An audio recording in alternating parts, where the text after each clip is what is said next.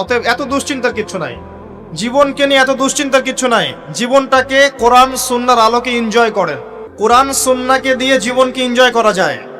কোরআন এবং সুন্নাহর আনুগত্যের মধ্য দিয়ে আপনি জীবনকে উপভোগ করেন, টেনশন করার দরকার নেই।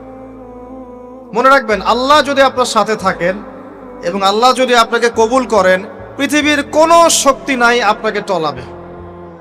পৃথিবীর কোনো শক্তি নাই, পৃথিবীর সমস্ত শক্তি একত্রিত হয়ে আপনার চুল বাঁকা করতে পারবে না, যদি আল্লাহ আপনার সাথে থাকে। আর যদি আল্লাহ আপনার সাথে না থাকে, আইওয়াস শোডাউন দিয়ে কোনো লাভ হবে না, কেউ আপনাকে বাঁচাতে পারবে। অতএব আল্লাহকে আপন করে নেন, যার যার হক তাকে তাকে দেন, নিজের হক আল্লাহর কাছে চেয়ে নেন, ইনশাআল্লাহ আপনি সুখে থাকবেন। এর আগে আল্লাহ পাক একা ছিলেন, আর কিচ্ছু ছিল না। হুয়াল আউয়াল ওয়াল আখির ওয়াজ যাহির ওয়াল বাতিন ওয়া হুয়া বিকুল্লি শাইইন আলিম, সূরা হাদীদ। আল্লাহ পাক একা ছিলেন, কোনো কিছু